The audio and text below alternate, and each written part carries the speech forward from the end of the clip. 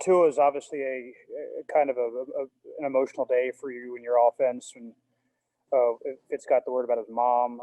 What did you say to him, and how did you go from that, learning that to starting a game 10, 15 minutes later? Yeah, I'd say I'd say that was something pretty difficult. I kind of told Fitz that I'm here for him, but it was something more so emotional for me too, because I kind of thought of my own mom, and just the thought of not having a family member, losing a family member. I mean, it's hard. So, being given that circumstance, being told that, I had to be ready to go out with the first group today. I mean, it wasn't something that I was nervous to do, but it was more so I kind of felt what I would say kind of what Fitz was going through. I got emotional when Fitz ended up leaving too, and while we were about to pray as a team, but that's not something that's easy. And so I reached out to him too, telling him that he was, in my prayers. He's been on my mind and my heart, and if they need anything, they can reach out to me, that I'm here. Cam Wolf.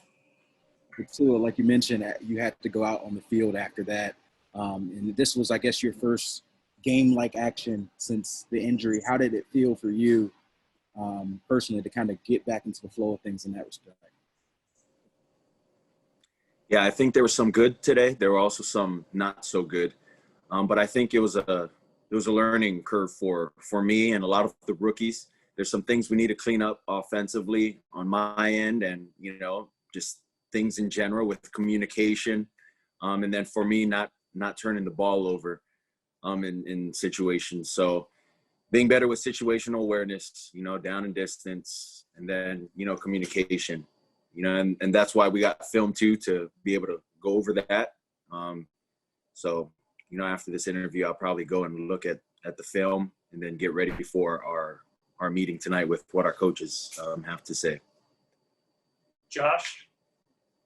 Hey, Tua, the last time we talked to you, man, you talked about your relationship with Fitz and, how he had FaceTime you and shown you his family. In about the month plus that you've gotten to know him as a teammate, what does he embody as a teammate, and just the impact of what he brings to the team? Yeah, Fitz is just a wholesome person. The way he is out on the field, the same way he is off the field. I don't think there's really a distinct, change in who he is. I mean, what you see out there is really who Fitz is. He's a coach. He's a mentor on and off the field, but he's also a very, very family-oriented person. Very loving, very caring for guys. And he's funny too. He's really funny. Cam Wolf. Hey, Tua, I just wanted to ask you, I guess, on a little bit different spectrum. What is it like, I guess, going back to draft day, you're drafted with an organization that has, a black head coach and a black GM, and you being a person of color. What does it mean to you to have that sort of diversity, at those three positions in your org? Yeah, I think that's something very unique, first off, because you don't get that too often around the NFL. So I think it speaks volumes to the organization, the Dolphins organization, from the top down, from the president to the, GM, CEO, whatever you want to say. It speaks volume that, whoever can get the job done for us, that's who we're going to go with. And so, we're very blessed to have, Flo as our head coach. And we trust that the decisions that he's going to make for our team are in our best interest. Couple more. We'll go to Safid. Hey, Tua, I noticed, during the final drive of the game there, you got the team to the 49-yard line. There was a timeout, and then, the offense got pulled there. Were you hoping to finish the game there? Were you hoping to kind of, make a comeback there down 10-6? And, what's just your overall thoughts on how you played today? Yeah, I would say, first off, my overall thoughts on my play wasn't to where I want it to be, and I don't think anyone, today is where they want to be. But to me, it's really not taking it a series at a time. It's more so a play. What can I do to put our offense in the best position on this play? And like I said, there were some good, there were some bad. It's just an opportunity to continue to learn, continue to grow. Communication with the guys is going to be key coming to the sideline, and then in practices that we're going to have. But I was hoping to be able to finish that drive. I don't know what happened, but hey, that's how the game goes. You do all you can until something happens, and I mean, like I said, you can only do as much as you can. One more, we'll go to Joe Shad. Hey Tua, saw the documentary that you guys put together. It was really well done.